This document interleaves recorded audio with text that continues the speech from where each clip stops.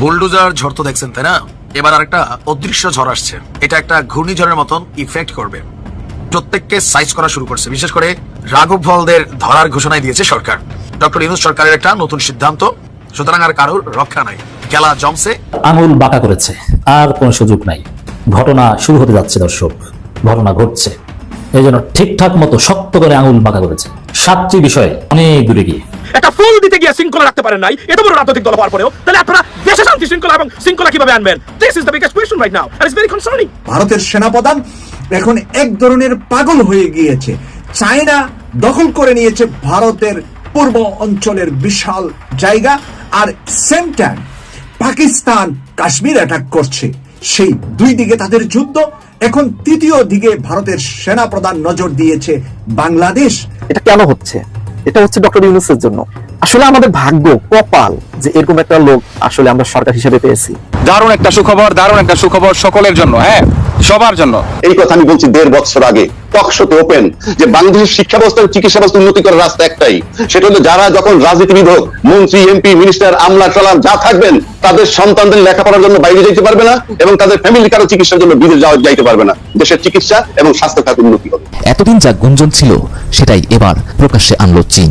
নতুন বাংলাদেশের ভূ রাজনীতি কি বদলে যাচ্ছে এবং চীন দ্রুত সেই শূন্যস্থান পূরণের উদ্যোগ নিয়েছে। চীনের সহযোগিতার অন্তর্নিহিত লক্ষ্য কি শুধু অস্ত্র বিক্রি, নাকি এর পেছনে আরো কৌশলগত পরিকল্পনা রয়েছে?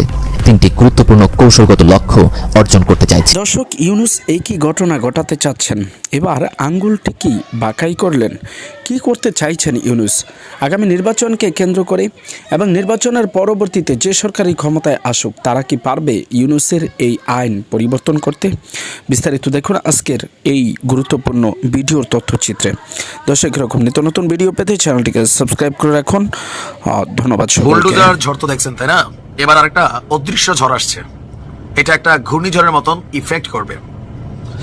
ইউনূস সরকারের যে প্রশাসন আছে, আস্তে আস্তে প্রত্যেককে সাইজ করা শুরু করছে। বিশেষ করে আওয়ামী লীগ সরকারের আমলে যারা অতি গুরুত্বপূর্ণ পদগুলোকে হোল্ড করেছিলেন, যেমন ধরেন ডিসি, এসপি, সচিব, আরো বিভিন্ন যে কি পয়েন্টগুলো আছে, লাইক আইজিপি, আমাদের সেনাপ্রধান এখনো বাদ আছেন, আরো অনেকেই যারা বিভিন্ন জায়গাতে ছিলেন। ইভেন অনেকে অবসরপ্রাপ্ত হয়েছেন, ভাবছেন যে আমার তো আর বিপদ নাই, কিন্তু ভাই, বিপদ আপনার উপর ঘূর্ণিঝড় আকারে খুব শীঘ্রই অবতীর্ণ হতে যাচ্ছে।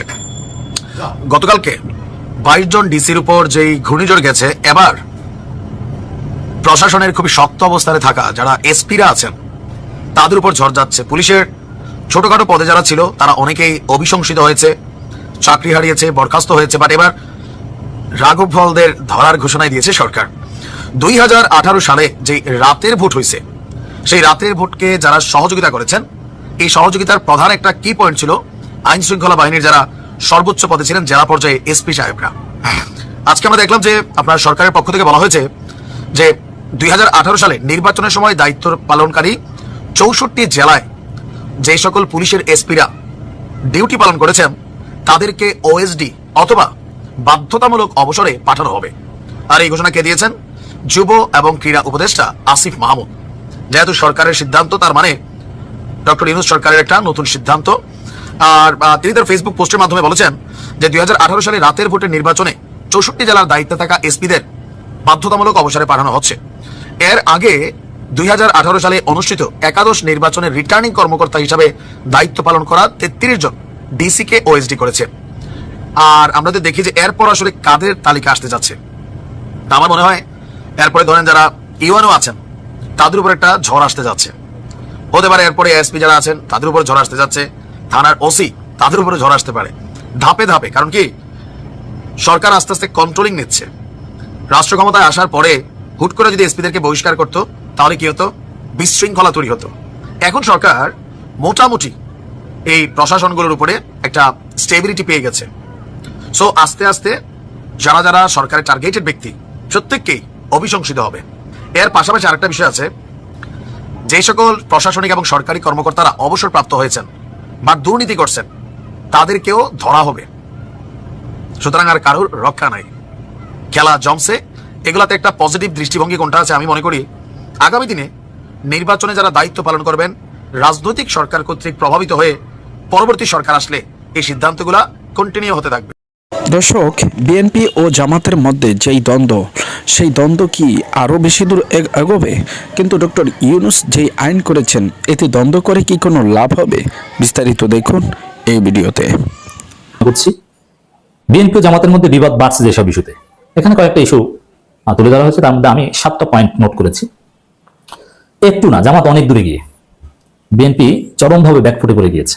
এটা মেকআপ করা বিএনপির জন্য কঠিন হবে। আমি আগেই বলেছি নানান আলোচনা যে বিএনপি আত্মহত্যার দিকে যাচ্ছে। বিএনপিকে ফিরান, যে কোনো সময় অবরোধ ঘটাতে পারে। বিএনপি ফাঁদে পড়েছে, ফাটা বাঁশের মধ্যে পড়েছে। বিএনপি জামাতের মধ্যে এই মুহূর্তে যেসব বিষয় নিয়ে প্রতিযোগিতা, তার মধ্যে সবকিছু ছাপিয়ে সবার উপরে উঠেছে আগে জাতীয় নির্বাচন, স্থানীয় নির্বাচন। বিএনপি চায় আগে জাতীয় নির্বাচন, জামাত চায় আগে স্থানীয় সরকার নির্বাচন। এই পয়েন্টটা একটু দেখেন নিরপেক্ষভাবে, যে জনগণ এখন কে এগিয়ে, বিএনপি না জামাত, তার প্রমাণ হবে জনগণ কোন পক্ষে। জনগণ কোন পক্ষে? বা 80%-এর বেশি জনগণ আগে স্থানীয় সরকার নির্বাচন চায়। তাহলে জামাত 80% আর বিএনপি 20%। আপনি জরিপ করেন, যেভাবে পারেন আপনি সার্ভে করেন। বিএনপি আগে জাতীয় নির্বাচন চায়, 2 জন লোক পাওয়া গিয়েছে বিএনপির পক্ষে, এক আন্দালিব রহমান পার্থ আর মাহমুদুর রহমান মান্না, যারা কেউ স্থানীয় সরকার নির্বাচনে কোথাও কোনো প্রার্থী দিতে পারবে না, পারে না, এরকম কোনো সক্ষমতাই নেই। আর সবাই আগে স্থানীয় সরকার নির্বাচন চায়। জনগণ চায়, সরকার চায়, ছাত্ররা চায়। আর বিএনপি বলে যারা আগে স্থানীয় সরকার নির্বাচন চায় তারা রাজাকার। বুঝতে পারছেন যে জামাত কত দূরে গিয়ে এই প্রতিযোগিতার এই গ্রাউন্ডে।